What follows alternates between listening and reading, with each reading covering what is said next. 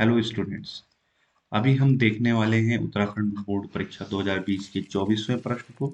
और ये प्रश्न हमारा बोलता है सर कि जो ग्रुप 16 है इसके गुणों में क्रमिक परिवर्तन आप समझाइए। और गुण आपको दे रखे थे सर क्या? आयोनाइजेशन एंथैल्पी दे रखा था, ऑक्सीडेशन स्टेट दे रखा था सर, और एक दे रखा था आपके पास इलेक्ट्रोनेगेटिविटी। ये दो तीन गुण आपको दे रखे थे सर। और जब भी सर आप किसी भी तत्व के भौतिक गुणों की बात करते हैं या रासायनिक गुणों की बात भी करेंगे तो आपको एक गुण का विशेष ध्यान देना पड़ेगा। इसके इलेक्ट्रॉनिक कॉन्फ़िगरेशन को आपको समझना पड़ेगा। इलेक्ट्रॉनिक विन्यास को आपको क्या करना पड़ेगा? समझना पड़ेगा। तो इसलिए हम यहाँ इलेक्ट्रॉनिक विन्यास को भी साथ में जरूर देखेंगे। देखिए सर, थोड़ा सा इनकी सामान्य बातें समझ लेते हैं कि वर्ग 16 में सम्मिलित होने वाले तत्व ऑक्सीजन है, सल्फर है, सेलिनियम है, टेल्यूरियम है और पोलेनियम है। वर्ग 16 के जो तत्व हैं सर इनको कैल्कोजन कहा जाता है। ये मेन पॉइंट है सर। कैल्कोजन ग्रीक लैंग्वेज का वर्ड है सर, और ये आया है ब्रास से। ठीक है। और इस कैल्कोजन का मतलब क्या होता है सर? ऐसे तत्व जो अयस्क बनाते हैं। अयस्क बनाने वाले जो तत्व होते हैं उनको क्या कहा जाता है? कैल्कोजन। तो यहाँ से उठाया गया है। अब क्योंकि यहाँ जो ऑक्सीजन और सल्फर होते हैं सर, ये अधिकांश खनिज और अयस्कों में मिलते हैं, इसलिए इनको क्या कहा गया? कैल्कोजन। और इनका जो सामान्य इलेक्ट्रॉनिक विन्यास होता है वो NH2 और NP4 होता है, ये आप जानते हैं। अब अगर ऑक्सीजन का एटॉमिक नंबर देखें सर तो ऑक्सीजन होता है 8, सल्फर होता है सर कितना? 16, सेलिनियम होता है सर कितना? 34, और जो मेरा टेल्यूरियम होता है सर ये होता है 52, और पोलेनियम कितना होता है सर मेरा? 84। क्लियर बात है। अब अगर आपको इनका इलेक्ट्रॉनिक विन्यास करना है तो इलेक्ट्रॉनिक विन्यास करने का तरीका है सर। देखिए, एक तो पुराना तरीका है, आप ऑक्सीजन को सीधे सीधे लिख दो 1s2, 2s2 और 2p4। 8 पूरे हो गए। इस तरीके से आपको मेमोरी मैप बनाना आता होगा। अब यहाँ इस स्टेज में आपको इलेक्ट्रॉनिक विन्यास पढ़ना नहीं सिखाया जा सकता, तो आप बस ये देख लीजिए कि आपको किस तरीके से पेपर में करना है। और अगर आपको आते हैं तो फॉलो करते रहिए, थोड़े थोड़े भी आते हैं तो। आपको करना क्या है सर? देखिए, आप इसको नोबल गैस फ्लोट के मेथड से लिखिए। यहाँ पे लिख दीजिए हीलियम। तो पहली कक्षा तो खत्म हो गई, क्योंकि पहली कक्षा किसकी है सर? हीलियम की। है ना? तो ये 1s2 तो खत्म हो गया। अब बचा है सर मेरे पास क्या? 2s2 और 2p4। अब यहाँ कुछ मजेदार चीज बताने वाला हूँ सर, ध्यान दीजिए। देखिए, अगर ऑक्सीजन में पहली नोबल गैस आती है तो सल्फर में दूसरी आएगी सर कौन सी? नियोन। सेलेनियम में तीसरी आएगी कौन सी? ऑर्गन। टेल्यूरियम में चौथी आएगी सर कौन सी? क्रिप्टॉन। और पोलेनियम में पांचवी आएगी सर कौन सी? जीनोन।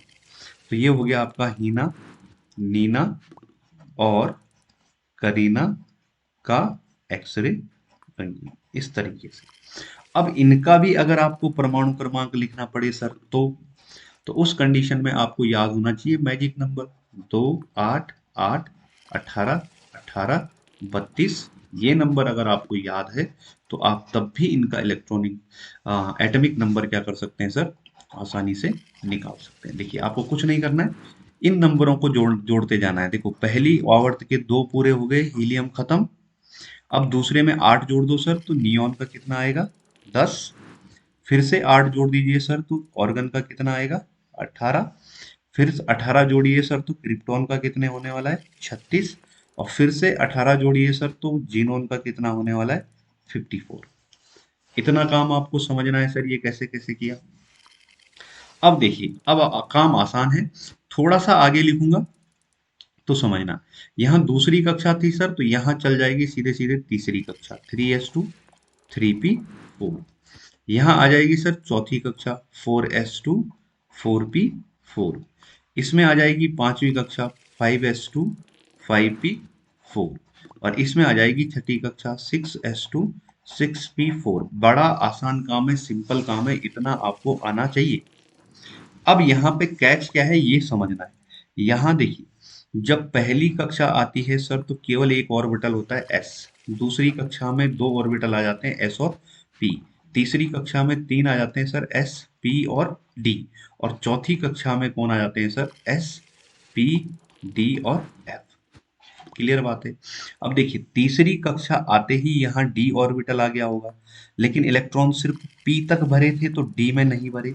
लेकिन चौथी कक्षा आते ही, या आप जानते हैं सर जब भी चौथी कक्षा शुरू होती है तो वहां हमें n-1 डी ऑर्बिटल भरना पड़ता है। तो यहाँ 4s में हमें क्या भरना पड़ेगा, n minus D. n-1 D का मतलब क्या है सर, n-1, n क्या है, प्रिंसिपल क्वांटम संख्या, मुख्य क्वांटम संख्या, मतलब आपकी कक्षा, मतलब आपकी कक्षा, आपका कोर्स कौन सा चल रहा है। देखिए चौथी कक्षा चल रहा है तो चौथे में से चार में से एक घटाएंगे तो कितना आ जाएगा, 3, तो ये हो जाएगा 3d10। अब देखिए सर जैसे ही चौथी कक्षा शुरू होगी एफ आ जाएगा, और एफ कैसे भरते हैं सर हम, n-2 एफ। एफ कैसे भरा जाता है, n-2। अब 5 में से अगर आप -2 करोगे तो कितना आएगा, 3। तो तीसरी कक्षा में तो एफ होता नहीं है, तो एफ कहाँ से शुरू होगा, चौथी कक्षा से। तो n-2 कहाँ, 6 में से अगर 2 घटाएंगे तब जाके कितना आएगा, 4f। तो 6 में से 2 घटाया तो यहाँ हमें भरना पड़ेगा 4f14, ठीक है। और 6s से पहले भरना पड़ेगा हमें 5d10। तो ये आप समझ गए होंगे। इसको देखेंगे सर फिर आगे, तो ये आपको समझना है। अगर आपको इतनी इजीली से समझ में आ गया है तो वेरी गुड, और अगर इजी से समझ में नहीं आया है सर तो जरूर रिक्वेस्ट करिएगा, मैं आपको बताऊंगा किस तरीके से बिना एटॉमिक नंबर जाने, बिना एटॉमिक नंबर याद हुए आप एटॉमिक नंबर कैसे निकाल सकते हैं, और ये इलेक्ट्रॉनिक विन्यास आप कैसे कर सकते हैं ये भी हम जान सकते हैं। बस आपको ध्यान रखना है चौथी कक्षा शुरू होते ही n-1 डी शुरू हो जाता है। पांचवी कक्षा होते ही देखिए 3D आया है तो पांचवी कक्षा में क्या आ जाएगा, 4d10। और यहाँ क्या आ जाएगा सर, 5d10। तो ये तो आएगा, यहाँ से डी शुरू हो गया है। और छठी कक्षा में एक और कक्षा बढ़ जाएगा सर, कौन सा, 4f14, ठीक है। अभी देखते हैं सर हम इसका दूसरा गुण, और दूसरा गुण क्या है सर हमारा, आयनन एंथैल्पी। देखिए आयनन एंथैल्पी की बात अगर हम करें तो आवर्त सारणी में ऊपर से नीचे जाने पर तत्वों के आकार में वृद्धि होती है। अब मैं आशा करता हूं आप लोगों को समझ में आता होगा क्यों। देखिए जब आप वर्ग में ऊपर से नीचे जाते हैं सर तो कक्षा बढ़ती है। पहले आवर्त में एक कक्षा होती है, दूसरे आवर्त में दूसरी 2 कक्षाएं आ जाती है, तीसरी आवर्त में 3 कक्षाएं आ जाएंगी, ऐसे ही चौथे में 4, पांचवी में 5।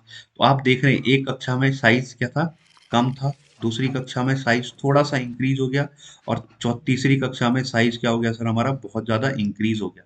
तो जब ऊपर से नीचे जाते हैं सर तो हमारा साइज क्या हो जाता है, इंक्रीज हो जाता है। पहली बात आपको याद रखनी है। एक और चीज सर, जब आप आवर्त में बाएं से दाएं जाते हैं, हम एक आवर्त ले लेते हैं दूसरा वाला, लिथियम से लेके और फ्लोरीन तक।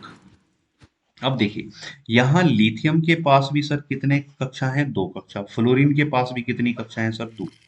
लेकिन यहाँ पे अगर नाभिक की बात करें, जिसको बोलते हैं सर हम इफेक्टिव न्यूक्लियर चार्ज, जड़ इफेक्ट, या जड़ इफेक्टिव जिसको बोला जाता है, यहाँ अगर देखें तो लिथियम के पास केवल 3 एटम है, और बाह्यतम कक्षा में 1 इलेक्ट्रॉन है ना। अभी बाह्यतम कक्षा की छोड़ दो सर, आप सिर्फ इतना समझिए कि इसमें 3 पॉजिटिव चार्ज हैं, और इसमें कितने पॉजिटिव चार्ज हैं सर, 9 पॉजिटिव चार्ज हैं। तो इसका जो जेड है कम है सर, और जेड जेड आप जानते थे ना, एटॉमिक नंबर। और एटॉमिक नंबर क्या होता है सर हमारा, नंबर ऑफ प्रोटॉन। तो बेसिकली हम यहाँ प्रोटॉन के चार्ज, पॉजिटिव चार्ज की बात कर रहे हैं। तो यहाँ 3 प्रोटॉन है तो पॉजिटिव चार्ज कितना होगा सर, कम होगा। और यहाँ 9 प्रोटॉन होने की वजह से पॉजिटिव चार्ज क्या हो जाता है सर, बहुत ज्यादा इंक्रीज हो जाता है, जिसकी वजह से ये जो जड़ होता है सर, ये इस कक्षा पे ज्यादा इफेक्टिव हो जाता है। इस कक्षा पे ये जड़ क्या हो जाता है, बहुत ज्यादा इफेक्टिव हो जाता है, और इस कक्षा को अंदर की तरफ खींच लेता है। इस कक्षा को कहाँ खींचता है, अंदर की तरफ, जिसकी वजह से फ्लोरीन का साइज क्या हो जाता है, छोटा। तो बहुत तेजी से समझाया सर, तो ध्यान दीजिएगा। इसका न्यूक्लियर चार्ज, नाभिकीय आवेश क्या है सर, कम। इसका नाभिकीय आवेश क्या है, कम, जिस वजह से इसका बाह्यतम कक्षा पे जो इफेक्ट होता है वो क्या होता है, बहुत कम होता है। इफेक्ट क्या होता है, कम। जबकि इसका नाभिकीय आवेश क्या है सर, बहुत ज्यादा है, जिसकी वजह से ये बाह्यतम कक्षा को क्या कर देता है, अंदर की तरफ खींच लेता है। तो इसका जो जड़ होता है ये बाह्यतम कक्षा पे बहुत ज्यादा इफेक्टिव होता है। तो कोई भी जड़ इस बाह्यतम कक्षा पे कितना इफेक्टिव है, इसी को हम क्या बोल रहे हैं, Z effective, effective nuclear charge, प्रभावी नाभिकीय आवेश। अब यहाँ पे आप समझ रहे होंगे, जब नाभिकीय आवेश, ध्यान दीजिएगा, ये फ्लोरीन है, जब इसका नाभिकीय आवेश बढ़ जाएगा सर, तो ये इस कक्षा को कहाँ खींच लेता है, अंदर की ओर, जिसकी वजह से इसका साइज क्या हो जाता है, छोटा। क्लियर बात है, इसका साइज क्या हो जाता है सर, छोटा। अब यहाँ पे आपको एक बात ध्यान रखनी है कि इसका जो नाभिकीय आवेश है यहाँ यहाँ तक काम कर रहा है सर, यहाँ यहाँ तक काम कर रहा है, इसका नाभिकीय आवेश बहुत ज्यादा है, तो जब भी इसके आसपास यहाँ कहीं इलेक्ट्रॉन होता है तो ये इलेक्ट्रॉन को इजीली अपनी तरफ खींच लेता है, इसीलिए ज्यादा विद्युत ऋणात्मक भी होता है, इसीलिए क्या होता है, ज्यादा विद्युत ऋणात्मक भी होता है। तो अब ये धीरे धीरे समझेंगे, आपको यहाँ पे समझना है, एक तो ऊपर से नीचे जाने पे साइज बढ़ रहा है, और बाएं से दाएं जाने पर जेड इफेक्टिव इंक्रीज हो रहा है, जेड इफेक्टिव क्या हो रहा है, बढ़ रहा है ना, नंबर ऑफ प्रोटॉन बढ़ रहे हैं, तो जेड इफेक्टिव क्या हो रहा है, इंक्रीज हो रहा है, और साइज क्या होता जा रहा है, छोटा। दो बातें है ना, ये दो बातों आपको समझ में आ गई होगी, मैं इसको इस तरीके से लिख देता हूं, जरा समझिए। जब आप ऊपर से नीचे जा रहे हैं, तो ऊपर से नीचे जाने पर कक्षक की संख्या में क्या हो रही है, वृद्धि, या मैं सीधा लिखता हूं, कक्षा, कक्षा की संख्या में क्या हो रही है, वृद्धि। तो कक्षा की संख्या में वृद्धि होने की वजह से आपका परमाणु का आकार क्या हो रहा है सर, बढ़ रहा है। क्लियर। लेकिन जब आप कहाँ जा रहे हैं, बाएं से दाएं, आवर्त में, ये ग्रुप में जा रहे हैं सर आप, और ये कहाँ जा रहे हैं आप, आवर्त में, बाएं से दाएं, जब कहाँ जा रहे हैं आप, आवर्त में। देखिए ये बातें आपको तभी समझ में आएगी जब आपको बेसिक केमिस्ट्री आती होगी। तो बाएं से दाएं आवर्त में अगर आप जा रहे हैं, तो हमने क्या बोला, जेड इफेक्टिव इंक्रीज हो रहा है, जेड इफेक्टिव क्या हो रहा है, इंक्रीज, जिसकी वजह से साइज क्या हो रहा है, डिक्रीज। ये दो बातें याद रखिए, ये दो बातें याद रखिए, जब साइज बड़ा होगा तो जेड इफेक्टिव क्या होगा, डिक्रीज। अगर उल्टा कर दें सर, तो साइज जब इंक्रीज होगा तो हमारा जेड इफेक्टिव क्या होने वाला है, डिक्रीज। तो जेड इफेक्टिव बढ़ेगा तो साइज डिक्रीज करेगा, और साइज इंक्रीज करेगा तो जेड इफेक्टिव क्या करेगा, डिक्रीज करेगा। ये बेसिक बातें आपको समझ में आनी चाहिए, या आती होंगी ऐसी मैं उम्मीद करता हूँ। तो देखिए, जब ऊपर से नीचे जाते हैं तो आकार में वृद्धि होती है, बेशक होगी, क्योंकि कक्षा की संख्या, कोष बढ़ रहे हैं ना, कोष बढ़ने की वजह से आकार में वृद्धि हो रही है। तो आकार में वृद्धि हो रही है, तो आयनन एंथैल्पी क्या होनी चाहिए, ऊपर से नीचे जाने में कम होनी चाहिए। क्यों सर, जरा समझिए, जरा एक बार फिर समझिए सर, ऐसा क्यों हो रहा है। देखिए, एक तत्व आपका ये है, इसका कुछ जड़ ले लेते हैं, और ये इतना बड़ा तत्व है सर, इसमें इतनी इतनी सारी कक्षाएं हैं, तो बोलो जब साइज बड़ा होगा तो ये जेड इफेक्टिव इस पे क्या होगा, कम। हमने क्या बोला था कि साइज जब ज्यादा होगा तो जेड क्या होगा सर, कम इफेक्टिव होगा। तो ये जो जेड है, ये इस इलेक्ट्रॉन को पकड़ नहीं पा रहा है, यहाँ इसकी पकड़ क्या है सर, कमजोर है। तो इस इलेक्ट्रॉन को पकड़ नहीं पा रहा है, तो ये इलेक्ट्रॉन आसानी से क्या हो जाता है, निकल जाता है, इलेक्ट्रॉन आसानी से क्या हो जाता है, निकल जाता है। जबकि अगर आपके पास कोई छोटा सा तत्व है सर, छोटे साइज वाला तत्व है, तो छोटा होने का कारण क्या हो सकता है, बोलो, साइज कम किस वजह से होगा, जब इसका जेड इफेक्टिव क्या होगा सर, ज्यादा। तो जेड इफेक्टिव ज्यादा होने का मतलब ये इस इलेक्ट्रॉन को क्या कर रहा है, पकड़ के रखा हुआ है। इसने इस इलेक्ट्रॉन को क्या करा हुआ है, पकड़ के रखा हुआ है। तो इस इलेक्ट्रॉन को निकालना क्या हो जाएगा सर, मुश्किल हो जाएगा, टफ हो जाएगा। और इलेक्ट्रॉन को निकालना मुश्किल होगा सर, तो मतलब समझिए, इसको ज्यादा एनर्जी देनी पड़ेगी, तो आयनन ऊर्जा या आयनन एंथैल्पी इसकी क्या हो जाएगी सर, ज्यादा, है ना। और ये आसानी से निकल जाता है, तो इसका मतलब है इसको आयनन ऊर्जा क्या देनी पड़ेगी, कम। आयनन एंथैल्पी क्या देनी पड़ेगी सर, इसको कम। बात समझ गए होंगे। देखिए, जब नाभिक से इलेक्ट्रॉन दूर रहता है तो निकालना आसान होता है, और जब नाभिक के बगल में रहता है तो निकालना क्या होता है, मुश्किल। फ्लोरीन सबसे छोटा एटम है सर, फ्लोरीन सबसे छोटा एटम है ना, इसीलिए ये सबसे ज्यादा इलेक्ट्रोनेगेटिव है, अपेक्षाकृत बोल रहा हूँ, ध्यान देना, इसीलिए ये सबसे ज्यादा क्या है सर, इलेक्ट्रोनेगेटिव। क्लियर बात है, सबसे छोटा एटम होने की वजह से सबसे ज्यादा इलेक्ट्रोनेगेटिव है ना। और अपने आप क्लियर बात है सर। और फ्लोरीन की तो मजेदार बात है सर, इलेक्ट्रोनेगेटिविटी की बात करें तो केवल अपने आवर्त में नहीं, पूरे आवर्त सारणी में सबसे ज्यादा इलेक्ट्रोनेगेटिव कौन है? फ्लोरीन। तो अब आप समझ गए होंगे सर कि अब आयनन एंथैल्पी किसको बोल रहे थे आप? आयनन एंथैल्पी बोलते हैं किसी गैसीय परमाणु से विलगित, अलग होना चाहिए गैसीय परमाणु से एक इलेक्ट्रॉन निकालने के लिए आवश्यक एंथैल्पी को हम क्या बोलते हैं? आयनन एंथैल्पी। तो हमने क्या बोला?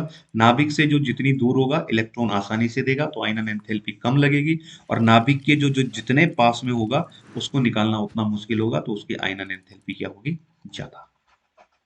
आई होप समझ गए होंगे। देखिए सर, अगर डीप चाहिए तो इसके लिए आपको इंतजार करना पड़ेगा जब 11th पढ़ेंगे और 12th का पी ब्लॉक पढ़ेंगे, या आप रिक्वेस्ट कर सकते हैं। क्लियर बात है।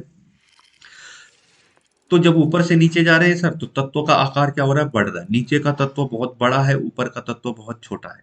तो इसका जो इलेक्ट्रॉन है ये नाभिक के बगल में है, और इसका जो इलेक्ट्रॉन है नाभिक से बहुत दूर है। तो इससे इलेक्ट्रॉन निकालना क्या है सर? आसान। और इससे इलेक्ट्रॉन निकालना क्या है सर? मुश्किल। तो इसलिए ऊपर वाले तत्व की आयनन एंथैल्पी ज्यादा होगी और नीचे वाले की क्या होगी? कम। तो जो आपका, और ये सामान्य बेसिक रूल है सर, इसीलिए मैंने ये लाइन डाली है कि ग्रुप 16 के जो तत्व होते हैं ये भी इसी नियम का पालन करते हैं। प्रत्येक तत्व इसको फॉलो नहीं करता, ध्यान रखना। केमिस्ट्री, वो केमिस्ट्री क्या है जिसमें अपवाद ना आए, है ना? मजा ही कहाँ है सर। तो ये ध्यान रखना। तो ये हो जाएगा सर, सबसे कम आयनन, सबसे ज्यादा आयनाइजेशन एंथैल्पी किसकी होगी? ऑक्सीजन की, क्योंकि साइज क्या है? सबसे छोटा। और जैसे जैसे साइज इंक्रीज कर रहा है आयनाइजेशन एंथैल्पी क्या हो रही है? कम। यहाँ पे आपको एक और चीज याद रखनी है सर, देखिए मजे की बात है।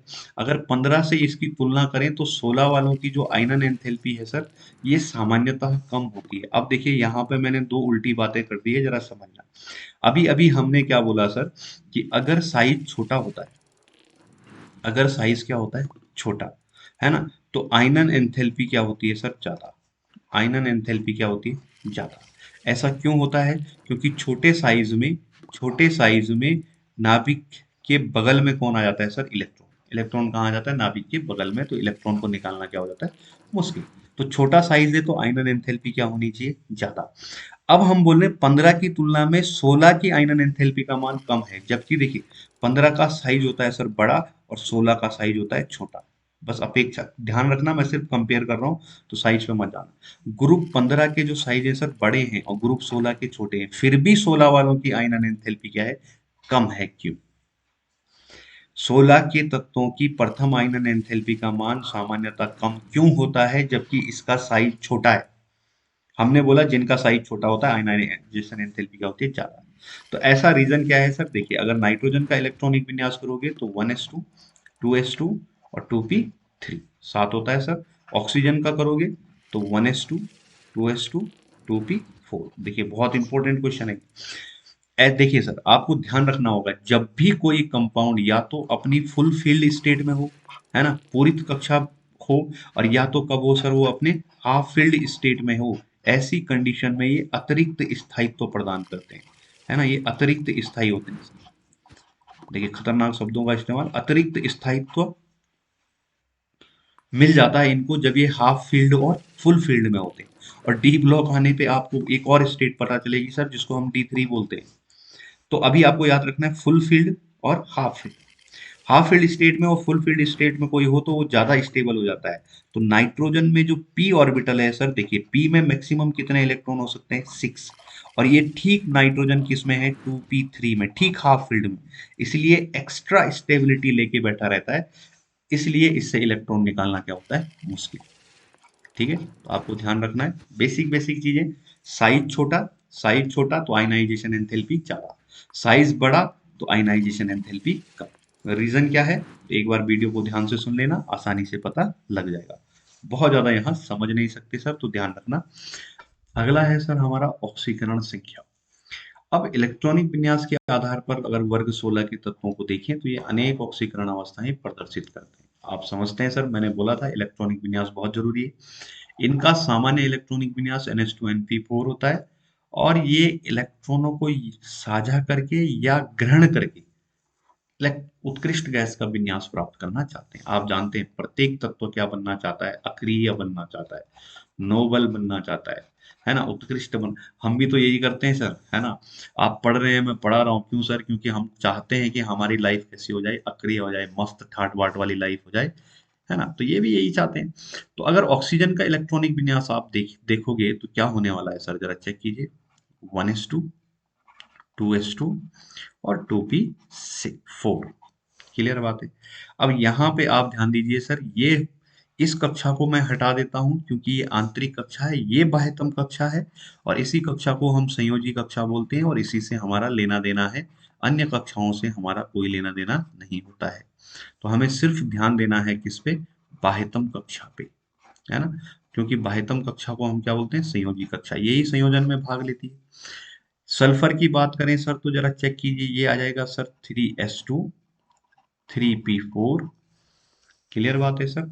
और यहीं कहीं पड़ा होगा सर 3d, याद रखिए। यहीं कहीं पड़ा होगा क्या? 3d, जो अभी कैसा होगा? खाली, 3d नॉट। अब अगर इसका इलेक्ट्रॉनिक विन्यास अगर आप देखिए तो देखिए, पहला तो है 2s2 में 2 इलेक्ट्रॉन है, और 2p में कितने इलेक्ट्रॉन है सर? 4। पहला, दूसरा, तीसरा और चौथा। ऑक्सीजन के साथ कुछ प्रॉब्लम है सर, जरा ध्यान दीजिए। ऑक्सीजन के पास ये 2 इलेक्ट्रॉन फुल फील्ड है ना, युग्मित है सर। फुल फील्ड ना बोल के मैं ये बोल देता हूँ, ये दोनों इलेक्ट्रॉन कैसे हैं? युग्मित हैं। ये 2 इलेक्ट्रॉन भी कैसे हैं सर? युग्मित हैं। ये 2 अनपेयर्ड इलेक्ट्रॉन है सर। तो यहाँ इनको पेयर करने के लिए ये कहीं से 2 इलेक्ट्रॉन क्या मांग लेता है सर? उधार। मतलब 2 इलेक्ट्रॉन ये क्या कर लेता है? ग्रहण। और कहीं से 2 इलेक्ट्रॉन लाएगा तो ये दोनों भी क्या हो जाएंगे सर? पेयर। तो जब ये 2 इलेक्ट्रॉन कहीं से लेके आता है सर, तो इसकी बैलेंसी हो जाती है -2। देखो, ग्रहण जो करता है वो नेगेटिव होता है, तो नेगेटिव। 2 लिए सर तो -2। अब जरूरी नहीं है कि ऑक्सीजन सिर्फ 2 ले सकता है फुलफिल्ड होने के लिए, कभी कभार सर ये सिर्फ -1 ही लेता है।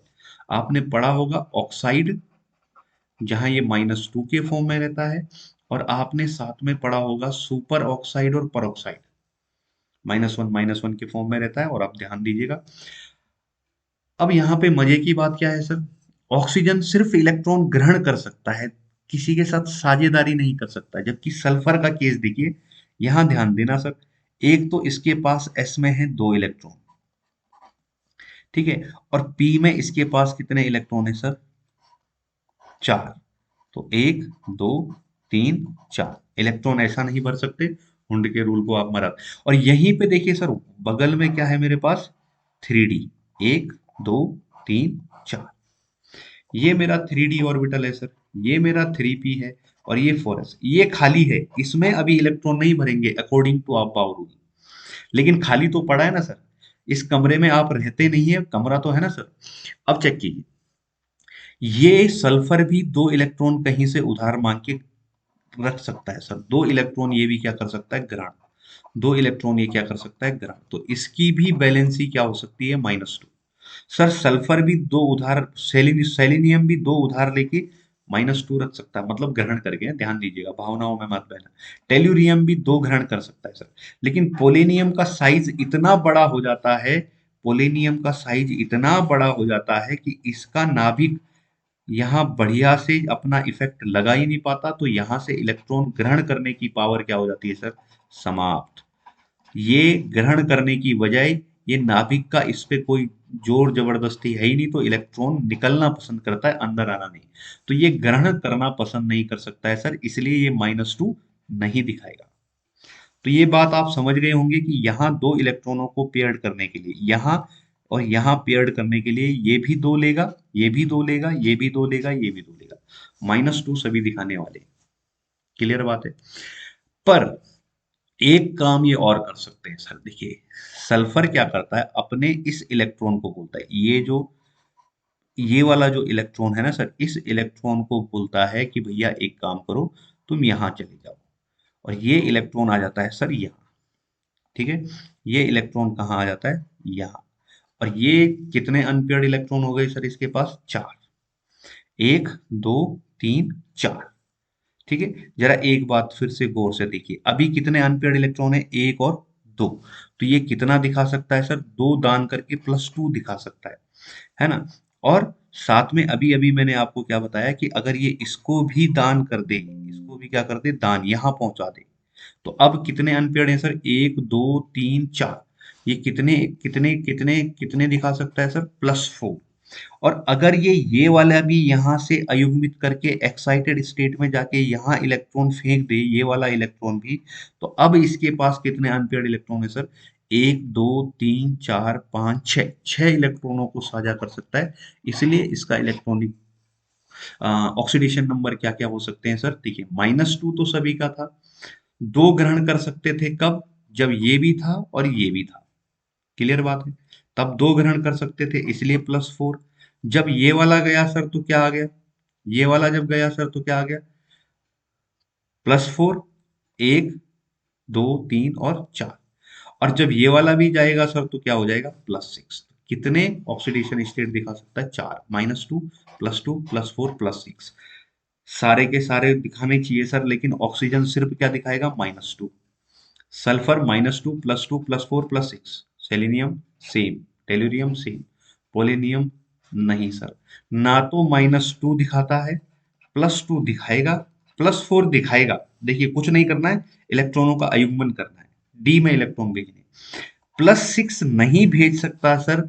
अब ये फिर से नया प्रॉब्लम है, इनर्ट पेयर इफेक्ट बीच में आ जाता है, कौन सा इफेक्ट आ जाता है सर, इनर्ट पेयर इफेक्ट। अब ये क्या है सर, तो इसके लिए भी आपको इंतजार करना पड़ेगा बहुत लंबा। आप समझते होंगे poor shielding effect of F orbital आने की वजह से ये अपने एस वाले जो दो इलेक्ट्रॉन है उनको दान नहीं कर सकता है ना, तो उसी को बोलते हैं इनर्ट पेयर इफेक्ट। तो इनर्ट पेयर इफेक्ट दिखाने की वजह से ये +6 नहीं दिखाता, -2 मेटेलिक प्रॉपर्टी की वजह से नहीं दिखाता, बड़ा साइज की वजह से, तो ये सिर्फ +4 और +2 दिखाएगा, ये सिर्फ -2 दिखाएगा। हाँ ध्यान रखना सर, ऑक्सीजन सिर्फ -2 दिखाता है, लेकिन जब फ्लोरीन के साथ कंपाउंड बनाएगा, तो फ्लोरीन तो इससे ज्यादा इलेक्ट्रोनेगेटिव है, तो फ्लोरीन इससे इलेक्ट्रॉन खींचता है सर, तो फ्लोरीन के साथ इसको +1 और +2 दिखाना पड़ता है। तब भी +4 नहीं दिखा सकता क्योंकि इसके पास यहाँ d ऑर्बिटल नहीं है, तो d ऑर्बिटल होने की वजह से +4 और +6 नहीं दिखाता है। तो थोड़ा सा ध्यान से सुनना सर, जो जो बातें मैंने बोली आसानी से समझ आ जाएगा। अभी देखते हैं सर हम क्या, विद्युत ऋणात्मकता।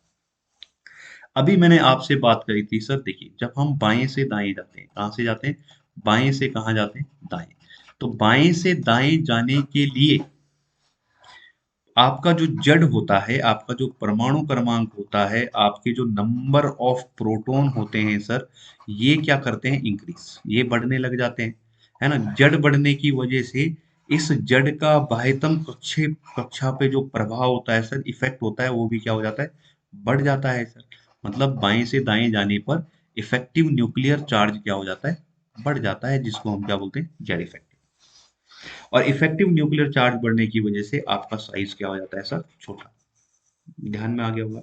अब जैसे जैसे इफेक्टिव न्यूक्लियर चार्ज बढ़ेगा, तो हमने क्या बोला सर, ये बहुत पावरफुल है, और जब ये बहुत पावरफुल हो जाएगा तो ये कक्षा को कहाँ खींच लेता है, नीचे, और ये कक्षा हो जाती है सर आपकी कितनी, इतनी, साइज बड़े से क्या हो गया, छोटा।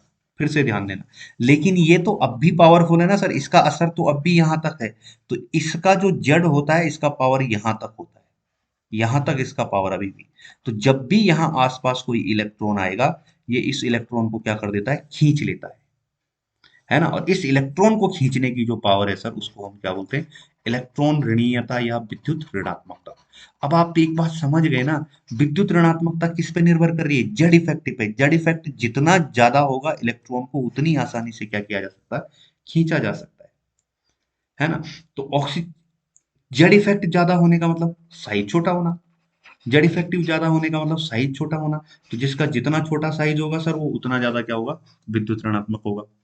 तो सबसे छोटा साइज किसका है सर, ऑक्सीजन का, सबसे ज्यादा इलेक्ट्रोनेगेटिव, फिर सल्फर, फिर सेलेनियम, नाइट्रोजन, है ना, इस तरीके से क्या हो जाएंगे सर, हम इनका सीरीज लगा देंगे, इनकी श्रेणी हम बना लेंगे। जिस मतलब साइज जब क्या होगा सर, साइज जब क्या होगा, जितना छोटा साइज होगा सर, उसकी इलेक्ट्रोनेगेटिविटी उतनी क्या होगी, ज्यादा। क्लियर बात है, ऐसा आप याद रखेंगे। मैंने कहा सर फ्लोरीन सबसे छोटा है, इसलिए अपेक्षाकृत ध्यान रखना, इसलिए सबसे ज्यादा क्या है सर, वो इलेक्ट्रोनेगेटिव। और फ्लोरीन की इलेक्ट्रोनेगेटिविटी कितनी होती है सर, 4।